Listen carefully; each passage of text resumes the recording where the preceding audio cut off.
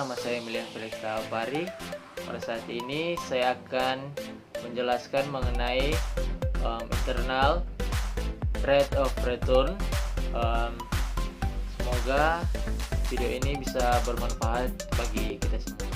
Pada saat ini saya akan menjelaskan mengenai tabel dari internal rate of return. Di sini tabel ini terdapat 5 kolom, yaitu kolom tahun, cash out, cash in, net cash flow, dan diskon cash flow yang terdiri dari 20% dan 28%.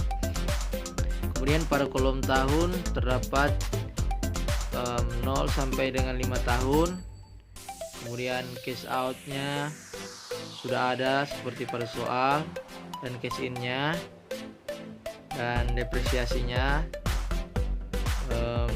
berjumlah 9.900.000. Kemudian net cash flow, dan perlu kita ketahui net cash flow ini didapat dari cash in dikurangi dengan cash out. Jadi pada yang 0 ini, pada tahunnya 0 ditambah 0 dikurangi dengan 133.630.000. Jadi total net cash flow pada tahun 0 minus 133.630.000.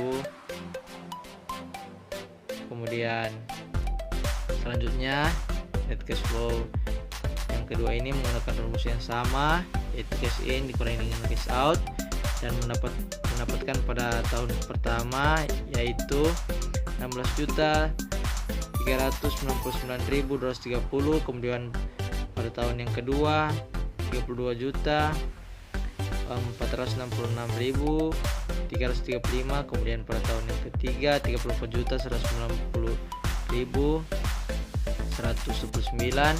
kemudian pada tahun keempat 22.658.524, kemudian pada tahun yang kelima 46.681.498. Kemudian di sini saya sudah mengisi tabel dari diskon cash flow-nya 20% dan 28%, dan saya akan menjelaskan tentang diskon cash flow 20% ini dan 20%. Penjelasan mengenai rumus dari diskon cash flow pada 20%. Jadi di sini menggunakan rumus DCFN sama dengan 1/1 tambah I. I itu merupakan diskon cash flow pangkat N dikali dengan NCFN. Jadi pada tahun yang pertama DCFN sama dengan 1/1 ditambah 0,2. 0,2 itu merupakan 20%, pangkat 1 itu merupakan tahun, dikali dengan 16.399.230 dengan total 12.666.024. Kemudian pada tahun yang kedua sama menggunakan rumus yang sama, DCFN sama dengan 1/1 tambah 0,2 pangkat 2, dikarenakan sudah pada tahun yang kedua jadi pangkat yang kedua, dikali dengan 32.466.335 dengan hasil 22.546.065. Kemudian pada yang tahun ketiga rumusnya DCFN sama dengan 1/1 tambah 0,2 pangkat 3 dikali dengan 34.190.229 dengan hasil 19.785.954.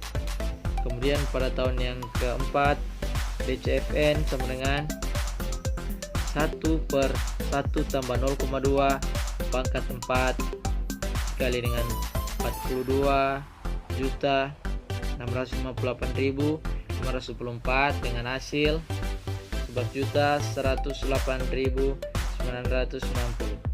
Kemudian pada tahun yang kelima dengan rumus yang sama, DCFN sama dengan 1/1 ditambah 0,2 pangkat 5 dikali dengan 46.681.498 dengan hasil 11.308.502. Saya akan menjelaskan rumus dari 28% menggunakan rumus yang sama, DCFN yang di sini berubah hanya pada I-nya, yaitu diskon cash flow-nya jadi 28% atau 0,28. Jadi rumus yang sama, 1/1 tambah I pangkat N dikali dengan NCFN. Jadi pada tahun yang pertama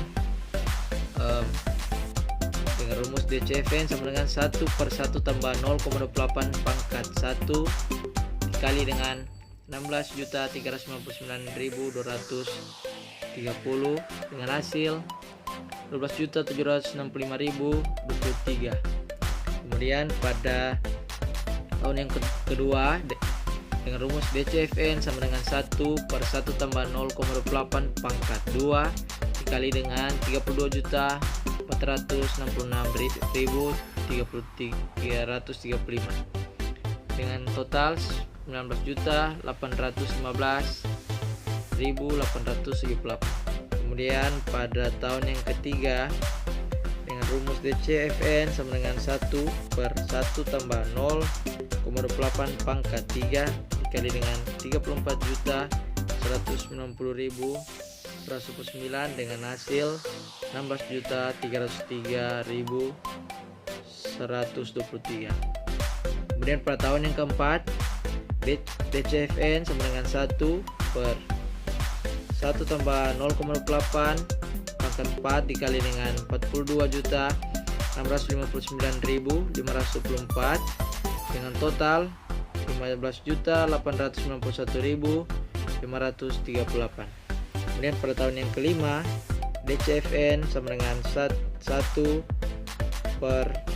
tambah 0,28 pangkat 5 dikali dengan 46.681.498 dengan hasil 13.589.950. Di sini saya akan menjelaskan mengenai cara mencari internal rate of return menggunakan rumus 20% ditambah dengan total DCF 20%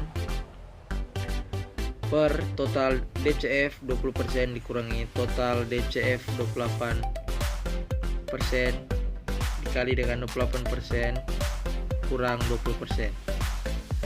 Jadi IRR sama dengan 20% ditambah dengan minus 56.214.465 per minus 56.214.465 kurang minus 55.264.438 dikali dengan 8%.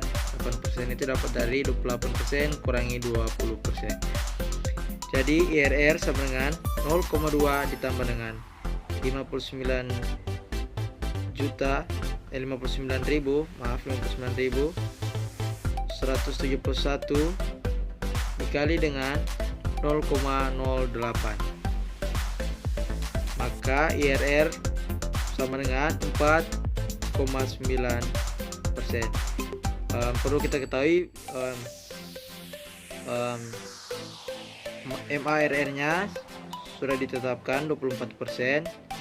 Jadi perlu kita ketahui jika IRR-nya kurang dari MARR-nya, maka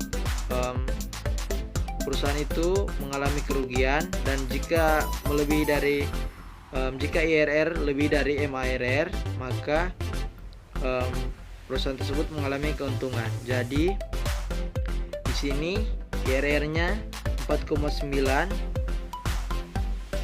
dan MARR-nya 24%. Jadi bisa kita simpulkan bahwa perusahaan ini IRR-nya kurang dari MARR yang telah ditentukan, yaitu 24%, maka perusahaan ini mengalami kerugian. Sekian, terima kasih.